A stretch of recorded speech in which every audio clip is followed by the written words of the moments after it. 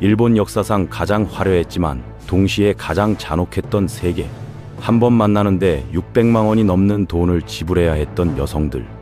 그녀들은 왕족도 귀족도 아니었습니다. 매춘부였습니다. 하지만 평범한 매춘부가 아니었죠. 10살 때부터 훈련받아 시, 음악, 다도를 완벽하게 익혔고 마음에 들지 않는 남자는 당당히 거절할 수 있었던 여성들. 그녀들의 사회적 지위는 대부분의 남성들보다 높았습니다. 반면 똑같은 공간에서 소바 한 그릇 값에 몸을 팔아야 했던 여성들도 있었습니다. 성병으로 코와 귀가 썩어 떨어져도 치료받지 못한 채 거리를 배회하며 생존해야 했던 이들. 오늘은 340년간 지속된 요시와라, 그 붉은 등불 아래 천국과 지옥이 공존했던 세계로 여러분을 초대합니다. 에도 시대 일본에는 유카쿠라는 특별한 구역이 존재했습니다. 정부의 공식 허가를 받은 홍등가였죠. 여성들을 칭하여 유조라고 불렀습니다. 쓰면 유녀, 즉을 제하는 여성이라는 뜻입니다. 조로, 당시 일본에서 가장 큰 세 곳의 유카쿠는 교토의 시마바라, 오사카의 신마치, 에도, 현재의 도쿄의 요시와라였습니다. 이들은 일본 3대 유카쿠로 불리며 엄청난 번영을 누렸습니다. 그 중에서도 에도의 요시와라는 단연 돋보이는 곳이었습니다. 오늘날까지도 수많은 애니메이션과 만화 작품에서 배경으로 등장할 만큼 유명하죠. 에도 시대 일본사에서 보기 드문 태평성대였습니다. 전쟁이 없는 평화 속에서 경제가 발전했고 그 번영을 바탕으로 문화가 꽃피웠습니다. 벽과 해자로 둘러싸인 요시와라는 바로 그 문화의 거대한 분출구 중 하나였습니다. 놀랍게도 이 유카쿠 문화는 매우 오래 지속되었습니다. 사회가 급변하는 와중에도 살아남았죠. 1868년 사무라이 시대가 막을 내렸고 1945년 제2차 세계대전이 끝났습니다. 그럼에도 유카쿠는 계속 운영되었습니다. 마침내 종말을 고한 것은 1957년 4월이었습니다. 매춘 금지법이 시행되면서 요시와라를 비롯한 모든 유카쿠가 역사 속으로 사라졌습니다. 1957년이면 지금 살아계신 많은 어르신들의 청년기입니다. 우리가 생각하는 것보다 훨씬 가까운 과거의 일이죠. 여성들은 어떤 경로로 유조가 되었을까요? 크게 두 가지 경로가 있었습니다. 하나는 경제적 궁핍 때문이었습니다. 본인이나 가족이 갚을 수 없는 빚을 지게 되면 딸을 유카쿠에 파는 것으로 채무를 해결하려 했습니다. 다른 하나는 형벌의 일종이었습니다. 가족 구성원이 범죄를 저질렀을 때 그 대가로 딸이나 여성 친족이 유조로 보내지는 경우가 있었습니다. 유카쿠에서 유조로 산다는 것은 상상을 초월하는 고통이었습니다. 작업 환경은 비위생적이었고 건강을 해치는 일이 일상이었습니다. 피임 기술이 전무했던 시대였기에 대부분의 유조는 결국 성병에 감염되었습니다. 치료법도 없던 시절이라 많은 이들이 이른 나이에 세상을 떠났습니다. 채무를 완전히 청산하고 건강한 몸 상태로 유카쿠를 떠난다는 것은 거의 불가능에 가까웠습니다. 가장 참혹했던 것은 임신이었습니다. 원치 않는 임신을 한 유조는 끔찍한 방법으로 낙태를 시도해야 했습니다. 몇 시간씩 얼음같이 차가운 물에 몸을 담그거나 독성 물질인 수은을 마시는 방식이었습니다. 이런 시도들이 모두 실패하여 아이를 출산하게 되면 남아는 노예시장으로 팔려갔고 여아는 자라서 다시 유조가 되도록 키워졌습니다. 끔찍한 악순환이었습니다. 유카쿠 안에서 모든 유조가 같은 대우를 받았던 것은 아닙니다. 매우 엄격하고 세밀한 계급 체계가 존재했고 계급에 따라 삶의 질이 천차만별이었습니다. 이런 계급 구조는 왜 만들어졌을까요? 경쟁을 유도하기 위해서였습니다. 여성들끼리 서로 경쟁하게 만들고 남성 고객들로 하여금 더 높은 계급의 여성을 만나기 위해 더 많은 돈을 쓰게 만드는 것이 목적이었습니다. 저렴한 가격대의 유조들도 많았습니다. 하지만 그와 동시에 요시와라에는 고급 기생이라 불릴 만한 최상위 계급의 여성들도 존재했습니다. 에도 시대 전반기 당시 유카쿠에는 돈이 넘쳐 흘렀습니다. 초기의 주요 고객층은 엘리트 사무라이와 귀족들이었습니다. 지갑이 풍족한 이들은 단순히 아무 여성이나 원하지 않았습니다. 외모는 물론이고 지성과 교양, 우아함까지 갖춘 여성을 찾았습니다. 타유의 최상위 계급으로 승진하는 것은 젓가락 하나로 초밥을 먹는 것보다 어려웠습니다. 승진 여부는 평의회에서 결정되었습니다. 지역의 유력 인사들, 사업주들, 그리고 기생관리자들로 구성된 협의회가 모여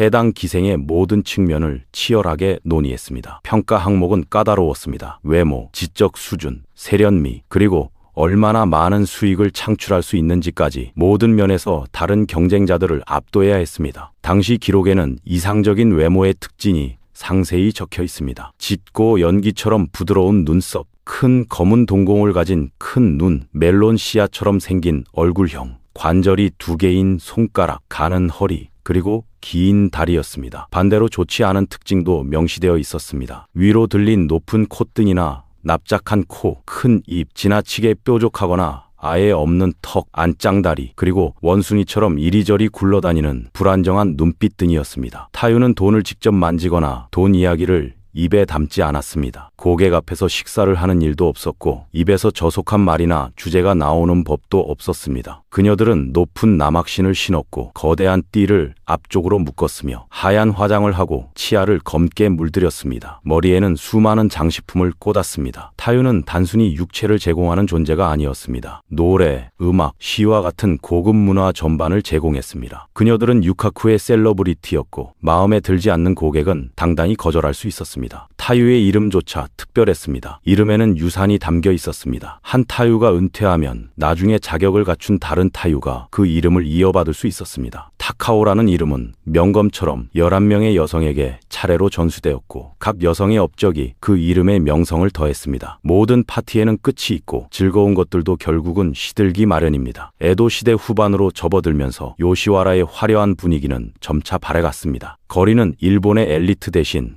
평범한 상인과 서민들로 채워지기 시작했습니다. 이들은 저렴한 가격에 적당한 품질이면 만족하는 사람들이었습니다. 가격이 떨어지기 시작했고 타유조차 예전만큼 세련되지 않게 되었습니다. 시간이 흐르면서 타유의 수는 계속 감소했습니다. 그 수준의 매춘부를 찾기도 어려웠고 값싼 침대와 빈 지갑을 들고 골목을 배회하는 대다수 고객들에게는 너무 비쌌기 때문입니다. 1642년 전성기에 요시와라에는 75명의 타유가 있었습니다. 그런데 1762년에는 0명이었습니다. 그들은 유카쿠에서 완전히 멸종했습니다. 각 타유와 다른 고위 기생들에게는 그들의 계급에 따라 1명에서 3명의 카무로 배속되었습니다. 카무로는 소녀 시종이었습니다. 나이는 5세에서 14세 사이였고 매우 어린 나이에 유곽으로 데려와졌습니다. 유곽업주들은 전국을 돌아다니며 아름다운 여성으로 성장할 가능성이 있는 소녀들을 찾아다녔습니다. 유곽에 들어온 소녀는 카무로가 되어 유카쿠의 방식을 배웠습니다.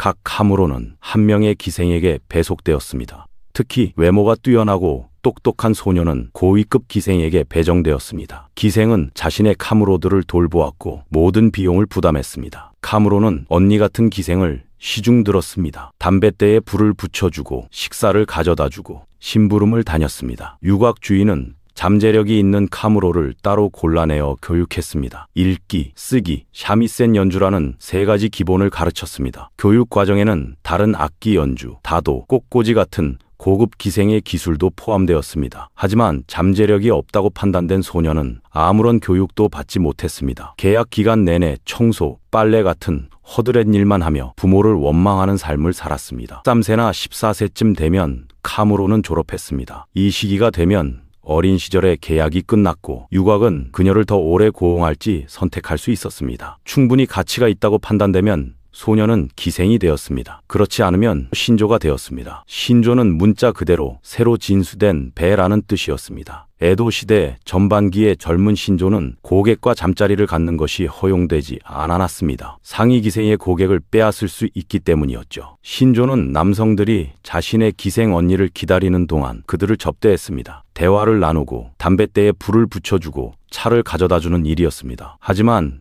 에도 후반기에 접어들면서 신조는 기본적으로 저급 청소년 성노동자가 되었습니다. 혼자서 고객을 받을 수 있게 된 것이죠. 나이든 고객들이 신조를 선호한다는 농담이 많았습니다. 그들의 어린 나이 때문이었죠. 이런 일이 드물지 않았던 것 같습니다. 카무로에서 신조로의 졸업식에는 그 졸업생의 처녀성을 살 권리를 경매하는 과정이 포함되었습니다. 대부분의 여성은 평생 신조로 머물렀고 더 높은 계급으로 올라가지 못했습니다. 유나탕녀는 목욕탕 여성이라는 뜻입니다. 목욕탕은 원래 사람들이 집에 저렴한 물 대신 와서 몸을 씻는 순진한 장소였습니다. 그러던 어느 날 선구적인 목욕탕 주인이 밝은 아이디어를 냈습니다. 사람들이 목욕하는 장소 대신 매력적인 여성이 있는 장소로 만들면 어떨까? 천재적이었습니다. 목욕탕들은 매력적인 여성들을 고용하기 시작했고 때로는 손님을 돕기 위해 목욕실에 직접 들어가기도 했습니다. 목욕하는 법을 잘 모르는 남성들을 위해서였죠. 그녀들은 등을 문질러주고 품을 내주고 큰 부채로 몸을 말려주고 다른 서비스들도 제공했습니다. 일부는 앞에서 차를 제공하며 교태를 부렸습니다. 저녁이 되면 목욕탕은 문을 닫았고 이 유나들은 비단 기모노로 갈아입고 샤미센을 연주하며 술과 자신을 제공했습니다. 이런 목욕탕들에는 옷을 벗기 위한 격자 칸막이가 실내에 있었습니다. 이 디테일은 나중에 중요해집니다. 이런 목욕탕들은 수도 전역에서 운영되었는데 이는 불법이었습니다. 수도에서 매춘은 요시와라 안에서만 허용되었기 때문입니다. 하지만 목욕탕 여성들은 매우 저렴하고 인기가 많아서 이런 목욕탕들이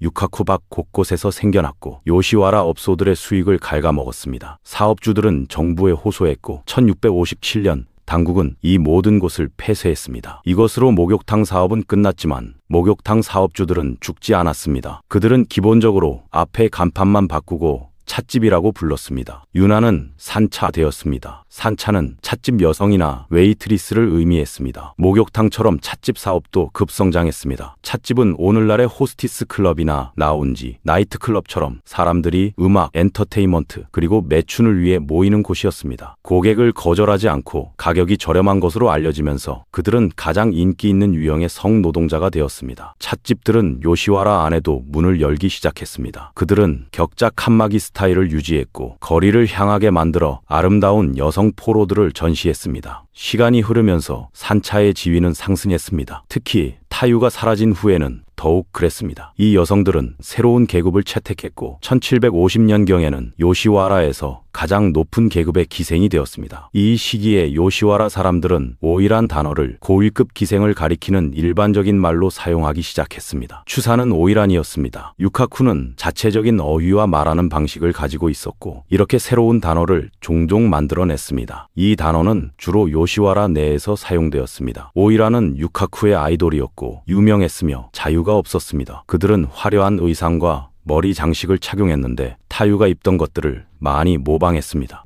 대략 10세가 되면 소녀는 미래의 오이란이 되도록 양육되기 시작했습니다. 이 소녀들이 바로 카무로였습니다. 카무로는 오이란 주변을 살피며 유카쿠의 규칙을 배웠고 15세나 16세가 되면 선배들로부터 훈련을 받았습니다. 오이란이 될 자질을 갖춘 소수의 카무로만이 정식 유조가 된 후 신조가 되어 평범한 기생의 견습생이 되었습니다. 17세가 되면 마침내 계급이 올라 오이란이 되었습니다. 교육은 필수였습니다. 특히 서예는 매우 중요했습니다. 남성에게 편지를 쓸 때 멋진 내용을 작성할 수 있어야 했을 뿐만 아니라 필체 자체도 아름다워야 했습니다. 어린 시절부터 고토 연주, 노래, 다도 같은 공연 예술 훈련을 받았습니다. 또한 고전 일본 문학을 공부했고 지적인 사람이 되어야 했습니다. 이 모든 훈련과 학습을 통해 그녀는 마침내 부유한 고객과 제대로 된 대화를 나눌 수 있게 되었습니다. 오이라는 단순한 매춘부가 아니었습니다. 이상적인 여성으로 사는 것이 그들의 직업이었습니다. 이것이 하위 계급의 유조와 달리 그들이 모든 일본인에게 존경받았던 이유입니다. 남성이 실제로 오이란과 관계를 맺기까지는 복잡한 의식이 있었습니다. 세 번째 만남이 될 때까지 오이라는 말하지 않았습니다. 먹지도 마시지도 않았고 고객은 자신이 그녀에게 충분히 가치 있는 사람인지 판단받았습니다. 오이라는 마음에 들지 않는 남성을 거부할 권리가 있었으므로 남성은 예의 바르고 교양 있어야 했습니다. 고객이 세 번째 만남에 도달하면 마침내 친밀해질 수 있었지만 오이란을 한 번 만나는데 드는 비용은 약 60만 엔, 즉 약 6,000달러였습니다. 많은 돈을 가진 교양 있는 남성 중 극소수만이 오이란과 관계를 맺을 자격이 있었습니다. 이는 오이란의 사회적 지위가 대부분의 일본 남성보다 높았다는 것을 의미합니다. 유카쿠에서 가장 잘 알려진 엔터테이너 중에는 게이샤가 있었습니다. 이 단어는 단순히 예술가 또는 공연자를 의미했습니다. 흥미롭게도 최초의 게이샤는 매혹적이고 교양 있는 남성들이었습니다. 네, 남자였습니다. 그들은 노래하고 춤추고 음악을 연주했지만 성적 서비스는 제공하지 않았습니다. 시간이 흐르면서 유카쿠라는 특성상 여성 게이샤들이 무대에 등장하기 시작했고 곧 무대를 장악했습니다. 남성들은 경쟁할 수 없었고 어느 날 돌아보니 대다수의 게이샤가 여성이 되어 있었습니다. 게이샤들은 절제되고 단순한 아름다움을 추구했습니다. 기생들의 화려함과 대조를 이루고 싶었기 때문입니다. 하지만 주된 이유는 법이 게이샤가 기생처럼 옷을 입고 고객을 빼앗는 것을 금지했기 때문이었습니다. 게이샤는 허리띠를 뒤로 묶었습니다. 앞으로 묶인 띠는 그녀가 영업 중이라는 표시였던 것을 기억하세요. 공식적으로 게이샤는 뒹굴지 않았습니다. 이는 누군가와 잠자리를 갖는 것을 가리키는 은어였습니다. 그렇다면 게이샤는 실제로 고객을 위해 뒹굴었을까요? 사람들은 양쪽 주장을 모두 해왔습니다. 한쪽은 그들이 그러지 않았다고 말합니다. 게이샤는 존경받는 직업이었고 실제 매춘부와 경쟁하는 것이 허용되지 않았기 때문입니다. 그들은 오직 엔터테인먼트만 제공했다는 것이죠. 다른 쪽은 실제 역사학자들입니다. 게이샤의 주요 업무는 음악 연주,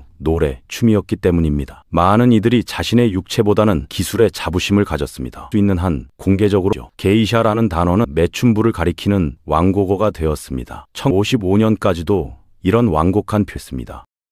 게이샤와 성노동에는 매혹적이지만 그것은 완전히 다른 주제입니다. 물론 현대의 게이샤는 성노동자가 아니므로 그들에게 이상한 질문을 하러 다니지 마세요. 게이샤는 게이코 운자로도 불렸습니다. 이 단어는 처음 유형의 공연자를 의미했지만 결국 두 용 서로 바뀌어 사용되게 되었습니다. 온 게이샤는 게이코 불렸습니다. 이 단어는 처음에는 다른 유형의 공연자를 의미했지만 결국 두 용어가 서로 바뀌어 사용되게 되었습니다. 오늘날 우리는 도쿄 지역 출신이면 게이샤라고 부릅니다. 교토 지역 출신이면 게이코라고 부르고 견습 게이코는 마이코 무기라고 합니다. 일본 각지에는 여전히 많은 오이란 축제와 오이란 체험 활동이 있습니다. 만약 오이란이 단순한 매춘부였다면 아무도 그들이 되고 싶어 하지 않았을 것입니다. 오이란 도추, 즉 오이란의 행진에 대해 설명하겠습니다. 이것은 원피스를 비롯한 많은 영화와 만화에서 자주 묘사되는 장면입니다. 오이란 도추는 오이란이 자신의 가게에서 그날 밤 자신을 지명한 단골 손님을 맞이하러 가는 의식적인 산책이었습니다. 오이란은 혼자 가지 않았습니다. 3명의 하인과 한두 명의 신조를 데리고 함께 걸었습니다. 더욱 화려하고 특별해 보이기 위해 그녀는 앞쪽에 거대한 띠의 주름이 있는 화려한 기모노를 입었습니다. 가장 독특한 것은 신발이었습니다. 산마이바 게타라고 불리는 18cm 높이의 나막신을 신었습니다. 이렇게 거대한 신발을 제대로 신고 우아하게 보이기 위해서는 하치몬지라는 특별한 걷기 방법을 훈련해야 했습니다. 이 걸음걸이를 완벽하게 익히는데 3년이 걸렸다고 합니다. 오이란 도추가 열릴 때면 항상 인기 있는 오이란을 보기 위해 모인 사람들로 거리가 붐볐다고 합니다. 오이란이 단순히 손님을 맞이하러 가는데 왜 이런 거창한 장면을 만들었을까요? 첫째, 오이란의 위엄을 유지하기 위해서였습니다. 둘째, 단골 손님들이 재산을 지불하여 자신의 권력을 과시하게 하기 위해서였습니다. 오이란 도추는 오이란의 사회적 지위가 얼마나 높았는지를 보여주는 상징적 행사였습니다. 많은 사람들의 시선을 한몸에 받으며 걷는 이 행진은 오이란이라는 존재가 단순한 매춘부가 아니라 일종의 연예인, 우상이었음을 보여줍니다. 유카쿠에는 화려한 상층부만 있었던 것이 아닙니다. 가장 밑바닥에는 요타카라는 계층이 있었습니다. 오이란이 피라미드의 꼭대기에 있었다면 요타카는 가장 바닥에 있었습니다. 이들은 원래 유카쿠에서 일할 수 있었지만 예를 들어 병에 걸려 쫓겨난 사람들이었습니다. 하지만 매춘부로 살아남는 방법밖에 없었기에 요타카가 되었습니다. 요타카는 극도로 가난했습니다. 유카쿠에서 흔히 볼 수 있는 것과는 가격이 완전히 달랐습니다. 요타카와 관계를 맺는 것은 소바 한 그릇 값이라는 말이 있었습니다. 그 국수는 매우 저렴한 음식이었습니다. 그들 대부분은 집도 없거나 매우 가난했습니다. 자정에 거리를 배회하며 술 취한 남자들을 붙잡아 관계를 맺고 그들에게서 돈을 뜯어내려 했습니다. 또는 밤에 바다로 가서 배 위의 사람들과 관계를 맺는 요타카도 있었습니다. 그 배 위에서 관계를 맺었죠. 이 사람들은 거의 100% 성병을 앓고 있었습니다. 치료법이 없던 시대였기에 많은 사람들이 질병으로 코와 귀를 잃었습니다. 그들은 항상 얼굴을 가려야 했습니다. 갈고리 같은 것이 달린 천조각으로 얼굴을 가렸습니다. 이것이 요타카에 대한 매우 무섭고 슬픈 이야기입니다. 매우 흥미로운 이야기로 카게마를 소개하고 싶습니다. 남성 매춘부 말입니다. 일본에는 실제로 남성들이 손님에게 서비스를 제공하는 장소가 있었습니다. 이런 장소를 방문하고 싶어하는 여성들도 있었을 것이라고 생각할 수 있습니다. 물론 그런 여성들도 있었습니다. 대부분은 권력 있는 남성에게 매수당한 부유한 여성들이었습니다. 보통 집안에만 갇혀 지냈고 가끔 쇼를 보러 나갈 때 외에는 아무것도 할 수 없었습니다. 그들은 남성과 관계를 갖기 위해 그런 장소에 갔습니다. 하지만 주요 고객층은 여성들이 아니었습니다. 실제로는 불교 승려들을 위한 것이었습니다. 불교 승려는 당연히 남자입니다. 불교의 가르침에 따르면 여성과 관계를 갖는 것이 허용되지 않았습니다. 그래서 그들은 카게마라고 불리는 남성들과 관계를 가졌습니다. 이것이 교리를 어기지 않는 방법이었던 것이죠. 유조와 오이란의 문화에는 매우 많은 것들이 있습니다. 매우 흥미롭고 복잡한 세계였습니다. 정리하자면 유조는 일반적으로 매춘부를 의미했습니다. 그들은 정부에서 허가한 홍등가인 유카쿠에서 일했습니다. 유카쿠는 사람들의 이동을 제한하고 안전을 보호하고 도덕을 통제하기 위해 성노동자들을 한 구역에 가두는 것을 의미했습니다. 유조가 된 여성들은 갚아야 할 빚이 있거나 가족이나 본인이 범죄를 저질렀기 때문이었습니다. 오이란은 가장 높은 계급의 유조였습니다. 10세부터 카무로로서 오이란 세계에 들어가도록 키워졌습니다. 성장하면서 그들은 오이란을 위한 집안일을 하며 다른 유조들로부터 유카쿠의 규칙을 배웠습니다. 또한 고토, 샤미센, 노래, 다도와 같은 공연 예술 훈련을 받았습니다. 아름답고 지적이며 훈련된 오이란은 단순한 매춘부가 아니라 사람들에게 이상적인 여성으로 존경받았습니다. 겉으로 보이는 화려함과 문화적 세련미 뒤에는 자유를 빼앗기고 착취당한 수많은 여성들의 비극이 숨어 있었던 것입니다. 에도 시대의 이 복잡한 세계는 1957년까지 존속했고 오늘날 우리는 그 역사를 통해 인간 사회의 빛과 그림자를 동시에 볼 수 있습니다.